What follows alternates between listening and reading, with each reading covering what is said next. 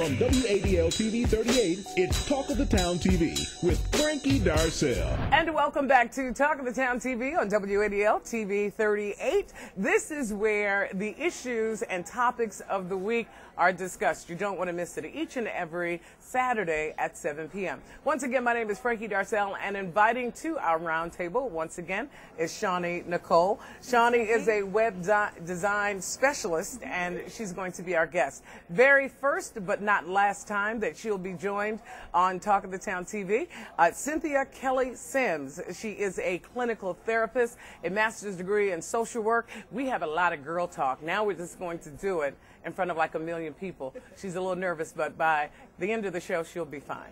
We're looking forward to it. Cynthia, welcome to Talk of the Town TV. And I have been dragging her kicking and screaming to be a part of the show. First, but not last time, that she will be a guest as well. She is a marketing manager here in Detroit with a number of years of working with people each and every day. And today we have her involved in our discussion as well. Her name is Megan Hall. Megan, welcome to Talk of the Town TV. Now, I'm going to be really honest with you. I've been doing this, I don't know, I think this is probably show like 96 or 97 or something like that. And this concept has gone so well. Thank you all so much for your support. And people love hearing us talk about the issues of the day. So, of course, having this discussion with women and the cameramen who are watching, they always make gestures. So if you hear any hissing and booing and ooh, you know, that's our guest, and we have a studio audience joining us as well. Let's start, first of all, last week, former presidential candidate John Edwards, former U.S. Senator, and husband and father, denied on a number of different occasions that he, too, had an affair. He denies that the child of this woman, who has now introduced a man who says that he is the father, but that he's not the father. But then he admitted that, in fact, I had been lying. I'm going to start here. What is the real lie? Is it that it was under oath, or that he lied? I would assert to all of you watching and to my guests as we start this discussion, to the wife or significant other, once you're asked the question and the answer is no, you were under her oath. First, let's start. Is there a difference when a man says that, no, I didn't have an affair? Is lying lying? The truth is the truth, Frankie, no matter what. You can't call it a white lie, or because it's under oath, it's not the truth. The truth is the truth. Mm-hmm. And I'm so tired of all these politicians coming out, and all of a sudden you're hearing about their scandal. Who's next? Yeah. Well, you know, here's part of it. Should we make every elected official, male and female, and for all the men who are at their email right now trying to email me, to say to me it's not just men that cheat, that should all elected officials sign an affidavit that says later, if I find, thank you so much, and he's so handsome, as we have lunch and do the show, thank you so much. Cynthia, my question to you is, especially as a clinical therapist, and you've worked with people, is lying, does it really matter? Lying is lying. You know, it's no white lie. It is almost to the point that when someone asks you a question, it's almost like a loaded gun. They already know the answer. Mm-hmm. So I'm saying it's almost like fess up. Now, why do people lie? We can start talking about that. Right. But the issue is a lie is a lie. It is. It's not a little pregnant, I'm pregnant.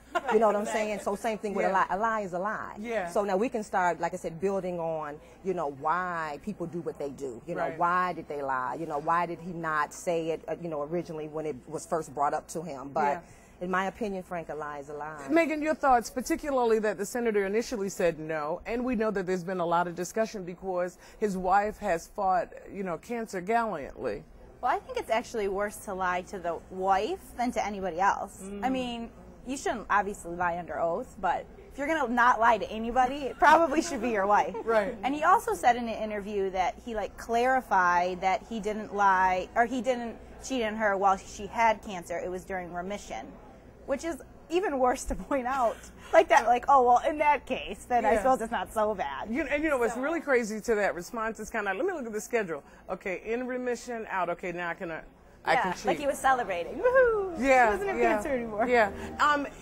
Are we harder on men more so than women, and are men more forgiven in our society than women? Is it tough? Yeah, it's tough. I think, in my opinion, is that we're hard on those who we put on pedestals. I think we forget, or that are in the public eye. I think we forget that they are human and that humans do make errors. And so I think that when something happens and you know, it's like, oh, can you believe that? Is that our fault or is it their fault? Because it's 62% of the marriages end in divorce.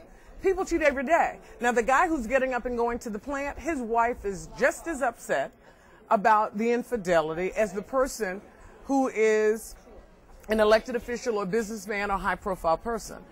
So the question is, why are we so surprised? Why is society surprised? I wasn't really surprised. I mean, I'm not surprised. Yeah. I mean, I'm not surprised to hear that anybody cheats on any, male or female. I think it's very prevalent and like somewhat accepted, especially with younger people. I think it's just something that like sometimes it happens and you're like, oh, okay. I think it's way more accepted. Are we I still? actually Yeah. don't agree. I think with politicians, the reason why we're so hard on them because they're our leaders. We expect a level of integrity with them if they're leading our country. And I think also to point out, I think they are not as hard on women as they are. Really? Well, no, they're harder on men than they are on women. You think so? Yes, definitely. Wow. I found it to be that, you know, men always get the free pass when it comes to cheating. If you think about some of the issues of the day, the women are... Forgive more, I think. You- Well, I think because, and this may or may not be true, but I think the perception is that men cheat more, so it's kind of more, women are kind of more forgiving, whereas if a woman does it, it's a bigger deal. Like, oh my, you know, because maybe it's not talked about as much. I mean, I'm sure there's a lot of women that cheat. But, No, there aren't.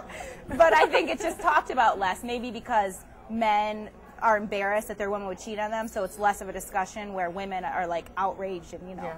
Women will negotiate with you more. A couple of things happens, I think, when a man cheats and the wife or significant other finds out about it. She wants to know a couple of things. Who is she? Because if this is a woman that you work with, that he works with, at your church, or that she sees, and then it depends on who knows. Because if your people in your family or your inner circle know, then it's a whole different level that she has to deal with. If he traveled to Boogaloo, then that's a whole different thing. It's just between you and that small circle. So it all depends, too, on who it is and who knows. Right? We'll talk more coming up next. We'll talk about why is it that women are harder on each other, not only as young women, but does that mean it transcends to our professional lives as adult women as well? It's Talk of the Town TV on WADL TV 38.